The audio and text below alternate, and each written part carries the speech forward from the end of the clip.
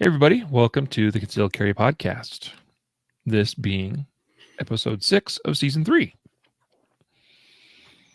A little early or late, however you look at it. Yeah. Not at the usual time is what this is. Oh, man. I just yawned a minute ago, and here I'm yawning again. You've been causing me to yawn since I logged on here.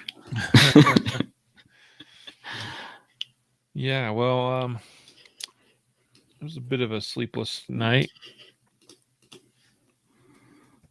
Interrupted by a child. I'm learning that my youngest, who used to be a very good sleeper, he's starting to become less so, which is not cool. It's like, what happened to this kid? Like, I mean, it's still not.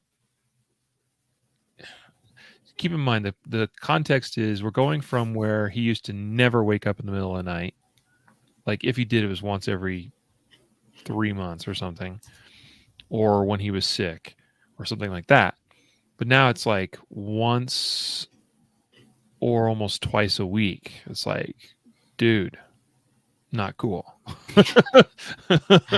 Yeah. Can we go back to when you were a good sleeper? Oh man. Well, at least you had a couple years, right, of good sleep. Yeah. Guys, so here's the deal. Last week got kind of scawampus, for lack of a better word, I guess.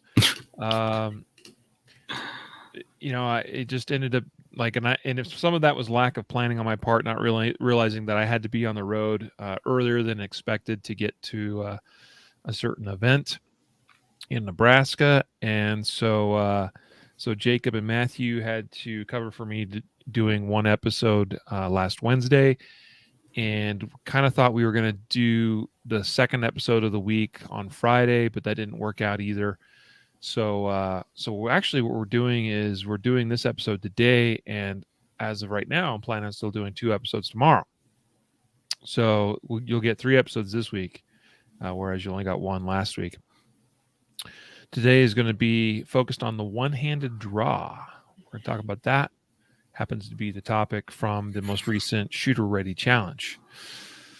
So we'll go ahead and begin the recorded portion of the audio show here in just a moment, but I wanted to recognize Dennis, who just checked in. Hello.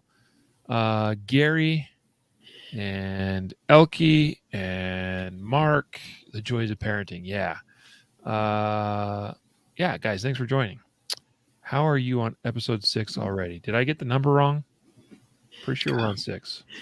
I think so, but Mark probably know better than we would. You can't even get the day right. Yeah, you and Jacob just recorded episode 5 last week. Yeah. So season 3, episode 6. Hello, Ryan. Thank you for checking in on YouTube. John checking in on Facebook. Tim also on Facebook from Riverside, California. Awesome. Guys, all right, we're going to get into this. So in 3, 2, 1. This is the Concealed Carry Podcast, Season 3, Episode 6. And welcome to the Concealed Carry Podcast, part of the concealedcarry.com network. I am your host, Riley Bowman. I forgot our title sponsor. My goodness, XS Sites. Guys, the Concealed Carry Podcast is brought to you by XS Sites every episode. We are thankful to XS Sites for being title sponsor of the podcast. It's actually really exciting to have a title sponsor after not really having an official. No, we never really had a title sponsor of the podcast. So thank you to XS Sites. And guys, today's episode is going to be focused on the one-handed draw, which happens to be the most recent Shooter Ready Challenge video that was released. You guys can always find the Shooter Ready Challenges at shooterreadychallenge.com. If you're not familiar, we started this video series, if you will, to be to give you guys ideas and suggestions to amp up your dry fire practice. And so each month we focus on a little different thing. And if you want to think of it as hey, this month I'm going to focus on one-handed draw, for instance, in my dry fire practice. And by focus, I mean it's not like that's the only thing you should do for the whole month, but like just do it and do a higher concentration of it in amongst your other dry fire practice. Like I still do my usual two-handed draws and my other usual dry fire practice in my routine, but this month I am doing, I'm taking like 5 minutes or whatever. It's like, let's say if I have a 20 or 30-minute dry fire session in a day, which is not untypical for me. Some days I don't quite get 30 minutes. Some days might be 5, some days are 10, but I try to have a good session where I can. But basically if I have like a 20 or 30-minute session, I'll take 5 minutes of that and it'll be solely focused on one-handed draws. And keep in mind, I am working on a lot of different things all the time. But this month the focus is one-handed draws. We're going to talk about one-handed draws today and why they're important, especially in the context of self-defense. They do have a place. And so this is a worthy thing to practice and be familiar with. So today's episode sponsored and brought to you by LaserX software, the fantastic dry fire software from Laser Activated Shot Reporter. That is the laserapp.com, LASRAPP.com. We love the team over there at laserapp.com and all that they do. I've been a user of the Laser software since the original came out. Golly, I can't even remember how long it's been, but I've been using Laser forever, it seems like. I pair Laser a lot with the SIRT pistol. I'm going to talk some more about that in just a second. But guys, you got to check out the LaserX software.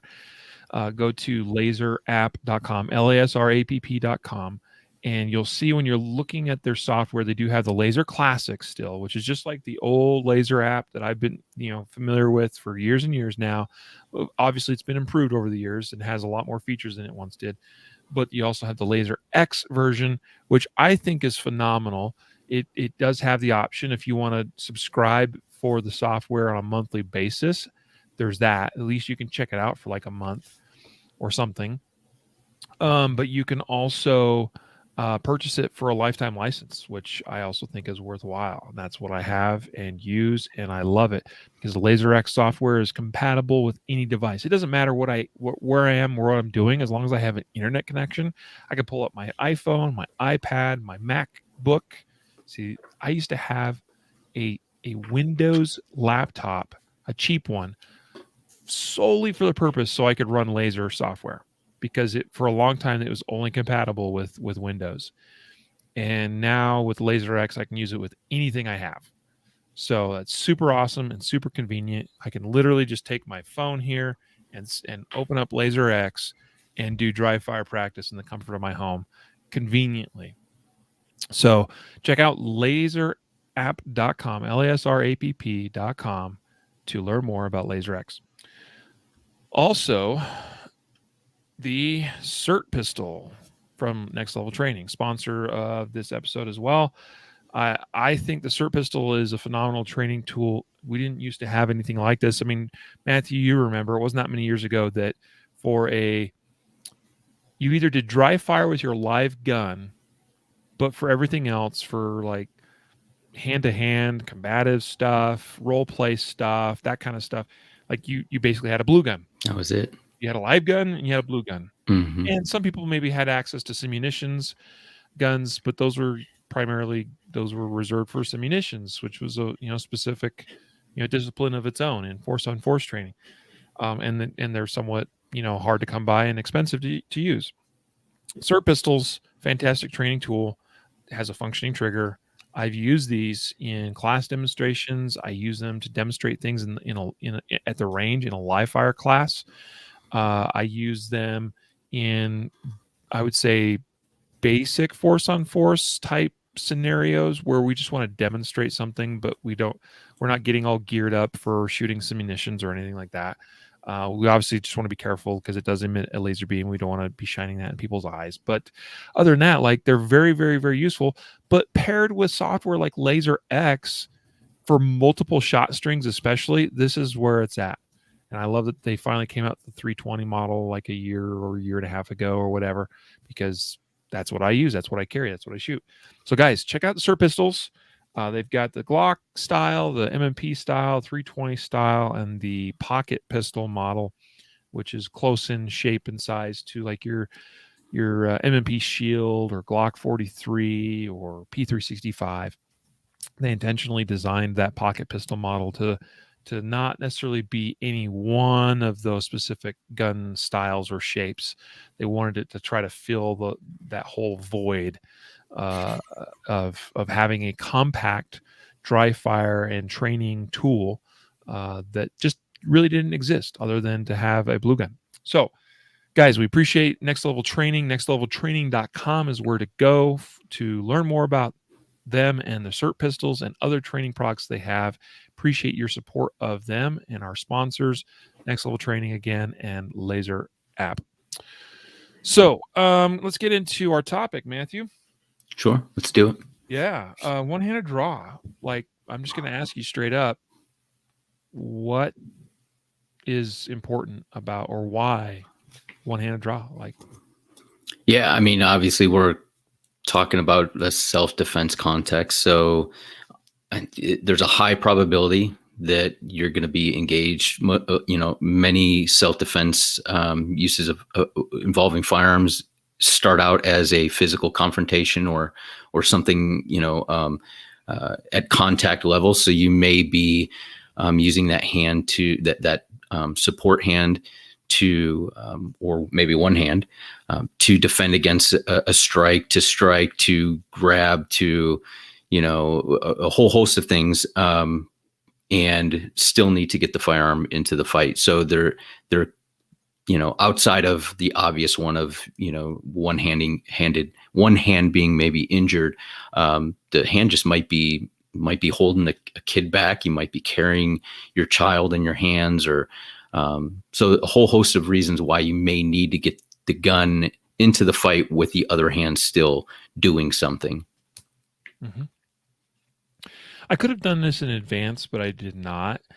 But if you just spent a few minutes and looked through a handful of videos on John Correa's Active Self-Protection YouTube channel, I know that you would find very quickly a number of examples where these people involved in self-defense incidents and shootings respond to the threat shooting one-handed.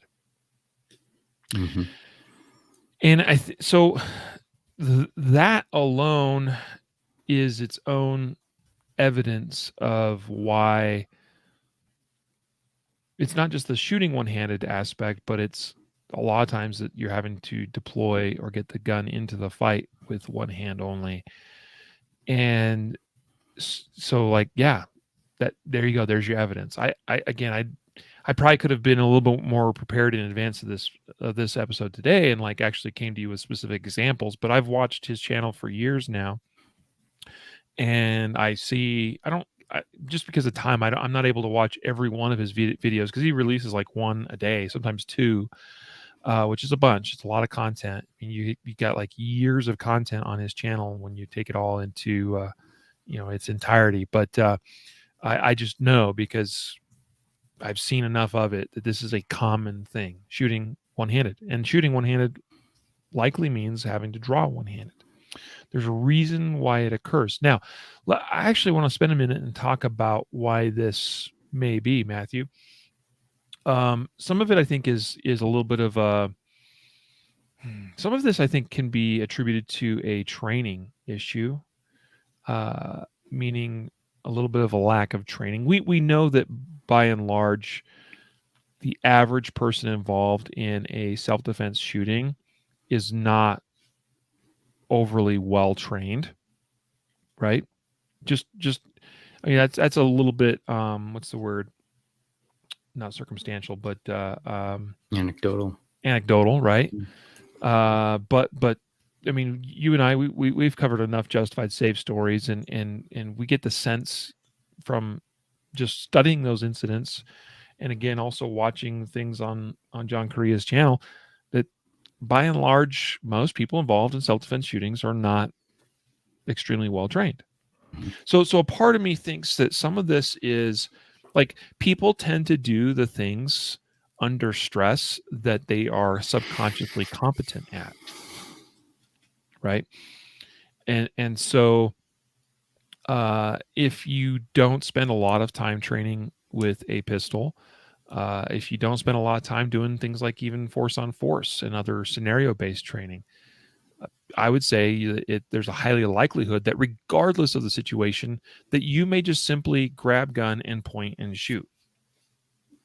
Now, I don't say that to suggest that that excuses us from training, right? And I'm not saying that's automatically what everyone's response is going to be, but I am saying that under stress, we tend to do the things that we train to do, and that we have trained to a degree of subconscious competence. Agree or disagree? I would agree completely. Yeah. So to that point, on the one hand, I see this as well, and this is why we always talk about training and the importance of training. Like, we all train more, and we all want to be as competent with these types of skills as possible. And I'd say this much: if given the choice in a shooting, like, I want to be shooting with two hands because I'm going to be more effective. And so, and I believe, now I've not been involved in a shooting myself, but I believe that I would respond with, assuming both hands were available, that I would respond with two hands, that I would draw my gun and point with two hands and aim and shoot. Because I've trained that a lot and to a high degree of skill. And I've also done some force on force training too, where that's, that's just never really been a question. As long as two hands are available, like, I'm drawing and shooting with two hands.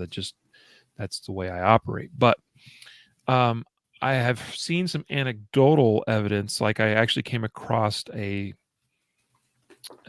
was a story, if you will. I don't think it was on a news organization site, but it was somebody talking about being involved in a shooting, and they shot one-handed. And when asked why, the only answer they could come up with was it felt like that was the fastest solution. So for whatever reason, their brain just said, well, this is just going to be faster. Mm-hmm. And I believe that that's because they weren't all that competent with the gun to begin with. Because I know, because I've practiced so many times for so many thousands and thousands and thousands of rounds, I know that I'm faster with two hands on a gun than I am with one. Like, that's just a part of me. Like, I know that because I've proven it and I demonstrate it all the time. And it's not always that the two-handed draw and shoot is faster than the one-handed draw and shoot. It's that I'm going to get shots on target sooner with the two hands involved than I will with one. Right? And my splits, if you will, and we don't want to make this all about splits, but like, I'm going to shoot more rounds in less time with two hands than I will with one, because it takes a little bit more time for the gun to recover after recoil. It takes a little bit more time for sights to get lined up with one hand. So anyway, point is like, to kind of summarize what I've been saying here is that I see this a little bit as a chicken and egg type problem, where we can look at the evidence, and there's plenty of evidence out there, documented evidence of people, of things that are caught on camera where people shoot one-handed for whatever reason. And those are not always incidents where they did that because they had to shoot one-handed, but because for whatever reason in the moment under stress, they chose to shoot one-handed, whether they chose consciously or subconsciously. Does that make sense? Yeah. I think you kind of like, and maybe this is, as you were talking, this is kind of where my brain was going with that, is that, when we see people maybe just punch they're untrained, right? And they just punch the gun out and start shooting one-handed. I think there's an idea that I just got to start launching rounds in the direction And you're talking about being driven, squeezing the trigger as you see sights or as you see an acceptable sight picture. And I think for an untrained person who isn't even concerned about sights, is going completely natural point of aim, just kinesthetic, is not concerned with that, right? So their brain goes, how can I get this gun pointed there as quickly as possible? And so I just grab the gun and point it. And and oftentimes they're in such a close proximity to the threat that they might hit the threat 1 or 2 times. We don't know, but if they're just cranking off rounds, and we never really see, I'm thinking about that one incident that just came up the other day with the dude that is out. He's talking to 2 girls in a parking lot, and a car pulls up. 2 guys get out, and he just brings the gun up and shoots. He hits, I think, 1, maybe 2 of them. But we don't always know how many rounds are fired and how many were hits and things like that. So I think when we're thinking about, I'm quicker this way because I can get my sights and I can get follow-up shots more accurate. But when you're not concerned about accuracy, really, right? And we're just trying to crank rounds off, sometimes we just get kind of low, fast and loose, and we just point. And so I think that might be why sometimes we go to, a one-handed draw subconsciously if we haven't trained. Yep. Agreed, because that is the level of subconscious competence that an untrained person has. Like, we all have the ability to point an object and press a trigger, and be, I don't know, accurate is not probably a good word, but in some cases be reasonably accurate. Again, it's going to all depend on distance and difficulty of the target. But yeah, for sure, there are people that are able to point shoot their way out of trouble. And they're fortunate that they're able to do so. And they're fortunate that nobody innocent is struck by errant rounds. I believe in training to a higher standard, and that we are accountable for every round fired, and that also I will get the problem solved more efficiently. And by problem, I mean a threat. I will be able to stop a threat more efficiently if I put actually effective hits on target.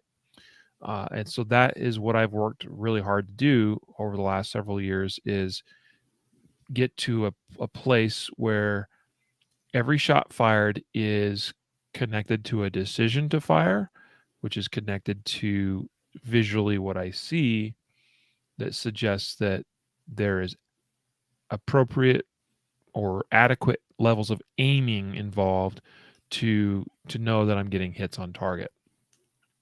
Because that is the way to get the problem solved. If you are point shooting, you're relying a little bit on chance that your rounds are going to go where they need to go, right? So people will say, well, hey, I'm 3 to 5 feet away from this threat, and he's 18, 20 inches wide, and as long as I get rounds anywhere in his body, like, I'm good. Well, okay, that's better than completely missing, right? But the reality is, where we really want those rounds to be is about the size of your fist in the high center of their chest. That's not that big of an area. So if I can get 2 rounds in that fist-sized region in the high center chest in 2 seconds versus spraying 5 or 6 rounds all over their body, where 1, maybe 2 rounds, or maybe none of those rounds will impact in that heart region of the chest, and it takes me 3 or 4 seconds to do that. Like, and this kind of goes back to the hit factor, gunfight hit factor episode you and I did. We basically talked about this very thing, about like, what's better, getting 2 very accurate rounds in 2 seconds, or getting fewer than that, or do you remember talking about that? I guess. Yeah. Like, and part of the basis of that was talking about like USPSA competitive scoring where you have an A zone, it's worth 5 points, C zone 3 points, D zone's 1 point. And like if I was making the case that I needed to get 10 points of hits to affect a stop, well, it's going to take me 10 rounds in the D zone, or 3.5, 4 rounds in the C zone, or 2 rounds in the A zone, right? Like, what is better and what will take less time? And the answer is pretty simple and quite clear. So anyway, all that to say that I think that a lot of this is a chicken and egg problem where people, like, we look at something and we go, the evidence suggests we should learn how to draw and shoot one-handed because it's a thing that happens. But is that because of the reasons why we like, is that because of some arbitrary, mental slash emotional thing, psychological thing that occurs and like it just happens? Or is it more of a function of so many of these individuals aren't trained to a higher standard than they are? I think training is a big thing to a big factor in all this. Yeah, agreed. Just I'm looking at John Korea's YouTube channel, and just recently, yesterday, he posted a video titled "Baltimore Officers Respond to Shots Fired." And I watched a piece of this, and this is quite a remarkable incident. A man a violent man, obviously, and he had started his home on fire, and it's like condos or row houses. So one house is on fire, and it's going to be burning these other houses.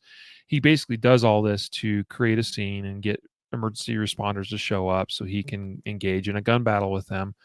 And the body cam footage we get from the one officer, he has to shoot him at like 40 yards away. And this officer did a great job, under pressure with a difficult shot, a 40-yard shot under stress and with moving bodies. Like, this is not an easy thing to do, but the officer gets the job done. Like, awesome. Bravo. Like, that is an amazing thing. Now, that may be not non-typical for your average civilian incident, meaning that most of us, I mean, like, we're not cops and we're not having to respond to scenes, and we likely won't have to make 40 and 50 and 60-yard shots or anything like that. But is it within the realms of possibilities? Sure. But what's more likely? Well, sure, closer distance gunfight and things that happen and develop very quickly. So let's now kind of branch a little bit into, I'd like to hear your thoughts a little bit more, Matthew, about what are some of the specific, like you touched on a little bit, but I'd like to hear you expand on what are specific examples of when we might have to, not because we psychologically choose to for whatever reason, but where we have to draw one-handed. Yeah, I mean, probably not. Probably not high probability, but I've seen several. I can think of 3 incidents where somebody was engaged in a shootout, and they were holding a child. Now, I'm not saying that that's what you should do, right? I'm not saying get in a gunfight while you're holding your kid or whatever. I'm just saying there were 3 incidents where probably tossing the kid on the ground didn't come to their mind, and they needed to get the gun engaged involved in the fight sooner. They couldn't put the kid down. You may physically, be defending against an attack, like strikes. Maybe somebody's punching you, they're hitting you, you're defending against an impact weapon. You may be, trying to hold something. Think about putting something, getting assaulted while you're in, putting something in your car, right? You may be trying to brace yourself up against from being pushed in the car, and maybe you kind of sprawl out and you're holding yourself up in the frame of the door of the vehicle to kind of keep yourself from being pushed into the vehicle. So there's many different times where, your hand might not be injured, but it's being engaged that, where it's not there to, you can't use it to clear a garment. Yeah. So, do you remember the incident? And I think it was in South America or something, if I remember correctly. But there was a man that engaged in a gun battle with one or two suspects, but he's doing it the whole time while holding his toddler or baby in his arms. Yeah, yeah. I So, actually wrote an article about that when it came out, because it was, and since then I've seen two other incidents like that. mhm. Yeah, as have I. Mm. So, and that one was obviously pretty remarkable because we have a great video example of it. Where we see it very clearly, and like it's intense, and like, you have to remember that this is a guy that's shooting at guys that are shooting at him, and he's holding his child, and it's just I find it so difficult to imagine myself ever being in a situation like that. I would hate to be in a situation like that where my child is so much of a part of the incident. Mhm. But hey, the reality is that sort of thing could potentially theoretically happen because it has happened to others. Now my kids are starting to get a little bit older. I'm not carrying my 3-year-old around quite as much. Certainly not really doing it one handed because I think he weighs like 45 pounds or something. He's a big kid. But it could be that, hey, like I am with a child and they're of, walking, running, mobile age, but I just need to like keep them back or keep them away from the fray. Um, that kind of thing could definitely happen. Mhm. It could be that now someone brought now this is something I actually wanted to ask you um, about, Matthew, and like what are your thoughts on one thing that people will say a lot of times is, well, you're holding an object in the one hand, like you're holding your phone, for instance, or Yeah. you're carrying groceries or whatever, so you've got a hand occupied um, by an object, and now you need to draw your gun. Yeah. I, here's my 2 cents on this. I try to keep my strong side, my dominant hand, free. That doesn't mean that, that kind of automatically puts you in a one-handed draw. We're going to carry something. And, some people say, well, it doesn't really matter. Carry it in the right hand, carry it in the left hand. It doesn't matter if something happens, you'll just drop it. And I I assume that some people will, but I've seen oftentimes people freeze up and they don't drop what's in their hands, and then they go and do something, and they're doing something with their cell phone in their hand the whole time, or they're, and they don't, where they may have been able to drop it. For instance, like I've seen officers in a fight, and their whole, like they're in an FI stance, they're, a field interview, they're talking to somebody, they have a pad in their hand and a pen, and they're taking notes, and then they get into a hands-on situation and they're holding their notepad in their hand while they're going through trying to detain this person. And it's like they didn't realize that they're holding, and they could have just chucked the pad. So I'm not saying that everybody's going to respond to that way, but I would say that even if you practice it on the range, you can only do it so much, because you're already gaming the system, right? Like, okay, the beef's going to go or whatever, and I'm going to drop whatever's in my hand and draw. So you're kind of defeating that instinct to hold on to something. So yeah, I would my just mentality says, if I can, I try to avoid carrying something in my strong hand, knowing that at least I can get a one-handed draw. And then if I have the wherewithal or the ability to drop whatever I'm holding, maybe it's a kid, I don't know, but you drop whatever you're holding and then go to a two-handed draw possibly. That's just my my Mhm. 2 cents on that. Yeah. So I've seen training where that's a focus of the training, where they'll do drills of holding an object in your hand or hands and then dropping that object to then draw your pistol. And a part of me is mm, a little bit doubtful as to how useful that is. And here's part, let me explain. Like, maybe it's an experiential thing because I don't believe that you can get enough repetitions of doing such things to truly make it all that subconscious. Right. If that makes sense. Like, it Yeah. usually takes thousands of times of doing something to make it second nature. And so you go to a class and they're like, here, you're going to hold this thing and you got to drop it and draw your gun. Like, okay, so you're going to do it a couple of times. And then how much are you going to actually practice that in dry fire? Like, I seriously doubt that. A part of me doubts that it's a repetition thing. I think it's Mm-mm. more of a, like, you just need to understand and experience what that's like and like, yeah, like it's a more, to me, it's more of a contextual thing that people need to be exposed to, Hmm. rather than thinking that you're going to overcome that through, I don't know, you're just not going to get enough repetitions of doing that. Right.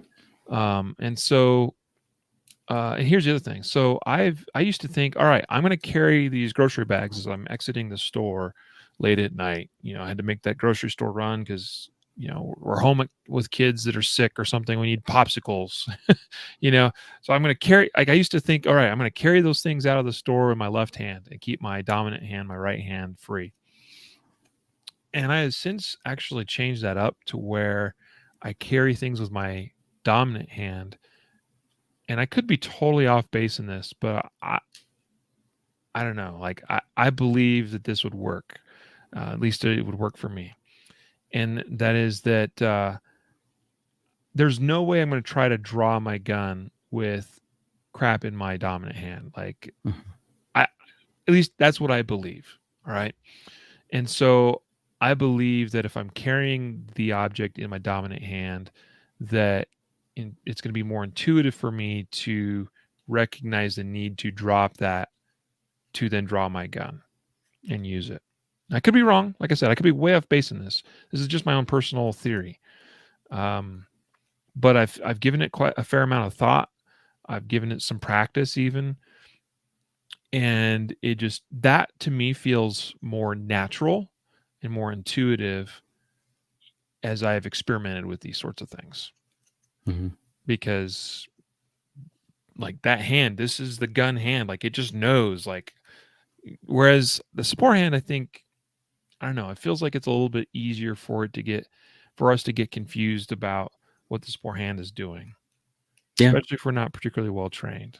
I don't know, Yeah. just a thought. And I know I threw that out at you at one point too in the podcast. Hmm. So that's still my opinion as of right now, and something I continue to experiment with. Um, yeah. What other thoughts do you have about anything to do with one-handed draws? Well, I mean, I think when we're talking about one-handed draws, we can think of different types of one-handed draws, right? Like we're thinking of about a dynamic draw, something that's like quick, but what about like a surreptitious one-handed draw where you're kind of bladed, maybe you're holding up your wallet or your iPhone away from your body a little bit to kind of draw attention away from what you're you're doing with your dominant hand, going, getting that draw. So we could, you could also use a one-handed draw for like a more surreptitious type draw. Mm-hmm. Yes. Okay. Perfect. Because yes, we want to talk about that. That this is a skill that is underappreciated, I think, in a lot of self-defense conversations, and that is the idea of the surreptitious draw or a disguised draw, or something to that effect. So the idea being that, and honestly, it is probably the best type of draw that you can do in a self-defense situation, because when done properly and correctly, uh, it'll buy you time. They Mm-hmm. won't see it coming, right? Because if I can get my hand on my gun, then the draw becomes so much easier, right? Hand's already there. Mm-hmm. Half the battle of the draw is getting the hand to the gun in the first place. But if I can start the gunfight with my hand on the gun, that's a powerful position to be in. You talked about like holding things away from the body. Well, I'll tell you this much too. If you hold things out front as well, like up in there in a Mm-hmm. person, like if like, hey man, give me your phone, give me your wallet, whatever. Like if you take that opportunity, because I'll tell you this much, if as you hold something close to somebody's face, uh, it it it that object and your hand, even just holding your non-dominant hand out in front of you, becomes larger perceptually, Mm-hmm. and also causes the individual to have to like their focus, their accommodation has to change, right? Because now, hey, there's this thing here, right? Like right now I'm doing to the camera for those of you viewing, and like you see how the camera is like it's struggling to focus on my hand, but and if I all of a sudden remove my hand, then like it takes a minute to, the point is like we can use focal accommodation to our advantage as well. That while I am distracting with whatever I'm doing out in front here, I may be able to get my shooting hand, slip it under my shirt or whatever, and get my hand on the grip of the gun. Mm-hmm. Also, just looking for opportunities like if your adversary looks away or is distracted by anything momentarily, that may be the moment to begin a draw stroke or begin surreptitiously getting your hand to the gun while they're distracted, while they're looking away, while they're not paying attention. And when we watch and analyze self defense incidents, quite often we see those opportunities occur as well. Yeah. Yeah, Uh, there's a many like videos that now, as we're talking about this, that I think about, that you can see, because we know it's going to be a shooting, we watch it a couple times, and you see the guy or the person who's defending himself with the firearm, his hand goes to the gun, maybe sometimes a couple seconds before the draw even comes out, like several times. It's not just like a one-off, mhm, it happens quite a bit, because the attackers may be, especially if you're in a crowded area where they're looking at a bunch of different people and trying to see, hey, is this guy a threat to me, or the police coming, and they're looking all around. You don't fast movement draws attention, right? mhm, So you don't want to draw that attention right back to yourself. So more of a slow draw, and then quick, right? mhm. Bringing the gun in to bear, Right. sometimes seems to. Yeah. When it's time to go, it's time to go. Mm-hmm. And I would say that as soon as the hand is on the gun, and as soon as you have an opening, like that's go time, right? Like Mm-hmm. if the hand is on the gun, like it can't linger there for very long. So the surreptitious part of it's all about getting the hand to the gun Mm-hmm. without them noticing. But once it's there, it can't linger there because that's going to draw attention eventually, right? So like that's at that point, it's pretty much go time, Mm-hmm. right? I mean, you might get it there and you might linger for just a brief second while maybe they continue to turn their head a little bit further away or get distracted by something else. But when the hand is there, it's go time. Mm-hmm. And from that point, it's all about just getting it out quick now. And you should be able to do that. So if a 1 to 1.5 second standard draw time is the standard, um, you should be able to draw. If you start with your hand on the gun in the holster, you should be able to do that easily in a half second to 1 second max, more like 3/4 of a second. Realistically, you should be able to get that gun out and fire off a shot in about a half to maybe 3/4 of a second tops. That's blazing fast, right? Mm-hmm. That's enough. Yes, we blink quite rapidly, but that's almost fast enough that if your your adversary blinked, you could have the gun out and they'd be behind the curve at that point. Because they're So, reacting to you. yep, yep. Yeah, because standard human reaction time is about a quarter second. Mm-hmm. So if you could get that out in a half second, like you're halfway there, right? So anyway, point is all this to say again, like this is the case for why a one-handed draw is an important skill to have and to practice. Now, we didn't really get into the how to do a one-handed draw. But that is more the focus of the Shooter Ready Challenge. Mm-hmm. And in the Shooter Ready Challenge video this month, I demonstrate a couple techniques for how to clear a garment out of the way. Now, this is more based around the idea of, for whatever reason, support hand is not available, is occupied, is injured, whatever, entangled. And so, all right, what are some techniques or ways of clearing your garment with just your shooting hand and then drawing the gun that way? And I demonstrate those techniques and also show how a one-handed only draw can actually still be pretty quick, Mm-hmm. almost as quick as my two-handed draw, which is kind of surprising. Now that means that your mileage may vary. That may not be the case for you, where maybe you haven't practiced these sorts of things quite as much, but that's okay. Like, it's just to kind of show what is possible, and that if for whatever reason our support hand is not able to be involved in the process of clearing garments and drawing the gun, if you're well practiced, it shouldn't disadvantage you very much to have to only rely on your dominant hand. Yeah, in whatever it is, if it adds half a second, 3/4 of a second, or a second, whatever it is, depending on maybe the location of where you're carrying the gun or the type of clothing, maybe a jacket and things like that, whatever it adds, at least know what that is, right? Like, Mm-hmm. so you know your skills and you don't overestimate your skills and say, okay, I can do a one-handed draw here, right? Or a surreptitious draw, and I can do this in this amount of time, and it actually takes you, 3 seconds. And so I think, like, knowing our limit, knowing our skill set is really important to being able to perform and choose.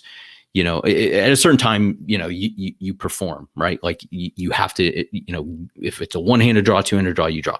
But like, if I know my skill set, maybe I'm better able to apply those skills at the right time, Mm-hmm. rather than expose maybe a surreptitious draw too soon, thinking I'm going to get it out, and now I'm shot because it's so slow or laborious. Yep. That's a great point, Matthew. This is one of the big reasons why I think it's important and valuable even to practice getting our draw speeds down to a certain level, right? Like, a sub-second draw is not everything, and not everybody should be necessarily expected to be able to achieve that. Although it's a lot more achievable than I think people realize a lot of times. But I believe it's good to push ourselves and to strive for some of those upper echelon kind of standards in terms of draw and first shot time, speed. But to your point, it's also really important to understand what I can do, because imagine the confidence it gives you when you know what you can do, Mm-hmm. and that informs your ability to judge a situation and make a determination of what's my go signal, when is it time for me to go, right? Mm-hmm. Okay, because if you're standing there and you're in a situation and you're like, well, this dude just looked away for a brief moment or whatever, like, ooh, do I have enough time to, like, you might get kind of in that, stuck in a feedback loop of, do I have time to draw my gun or no? Is this the time to go or no? You don't want to be there. But having confidence in knowing, I know if like John Creed does a really great job of explaining that, and we covered that in the podcast many episodes ago now, where he talks about the time is the typical time it takes for, like, if somebody was to actually turn their head 90 degrees one way to where you see straight on their ear, like, that basically gives you 1.25 second, I think, is the time he used, to do something. So, like, that's good to know. Mm-hmm. Like, if for some reason that happens, like, I know I can draw my gun in less than a 1.25 second, easy, all day long. Like, that's an easy standard for me. So if I see that ear, boom, it's go time. Mm-hmm. Because I know, and I have the confidence to know that I can get the job done in that amount of time. But if you're like, ooh, I don't know how fast I am, or I think, like, I'm maybe more like 2 seconds, and that kind of, like, if there's just any level of uncertainty and lack of confidence in your skill set, then you're going to be a lot less you're going to be a lot less committed to the decisions you make in tactical situations like that. Yeah, 100%. Well, anyway, we need to wrap this up, and I got to get to an appointment. But it's been I think a good discussion with you here today, Matthew, as always. Yeah, yeah. I mean, and obviously, like you said, we didn't talk about like the steps, but the Shooter Ready Challenge, if you go on there, Mhm. you provide a couple different methods, and it's easier to see it in the video. So go check it out and see what kind of methods work for you in practice, and how you can kind of figure out your times, and how you can draw and get an efficient one-handed draw stroke as well. Yep. And I would encourage you all, spend some time this week, this month, working on your one-handed draws. Develop that confidence and the skill to be able to do that consistently and repeatedly, so that you get on that path of being as well-rounded a fighter, I guess, as you can be. John on Facebook says your reaction time has to be taken into account also. Well, of course, but sometimes reaction time is not, and every situation is different, and unique, right? Like there's situations that call for an immediate response, and there's situations that where we have a little bit of time to plan what we're going to do. Surreptitious draws for sure are a non-reaction time event, because ahead of time, like, you are planning what you're doing as you're doing it.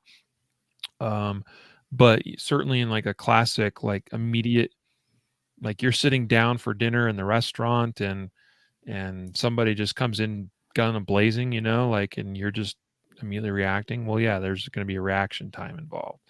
But yeah. So all very fair. Now, when we're working with shot timers, reaction time is built into those as well. Mm-hmm. So when we're working with stuff like that, like we get a pretty good sense of what our reaction time is. Yeah. Anyway, good chat today, guys. A reminder of our sponsors, laserapp.com, lasrapp.com, for the fantastic laser activated shot reporter software that pairs very well for dry fire practice, especially for getting metrics from your dry fire practice. And that's, to me, is the biggest value of all from the laser software, specifically the Laser X software that I prefer to use now, because typically we've been able to only measure things in live fire with a great degree of accuracy, but now you can do that in dry fire too. And the Laser X software will permit you to do that. Also, Next Level Training, nextleveltraining.com, and their cert pistols and other great training products. Guys, appreciate your support of our sponsors, and we appreciate your support of us here at the Concealed Carry Podcast. We're recording this as of Tuesday, August 3rd. We will be back here tomorrow doing our episodes on August 4th. We're just a little bit behind getting this episode out. Appreciate your patience with that. So we look forward to seeing you again here tomorrow. And until then, a reminder to train right, train often, and train safe, so you can fight hard, fight fast, and fight true. Take care.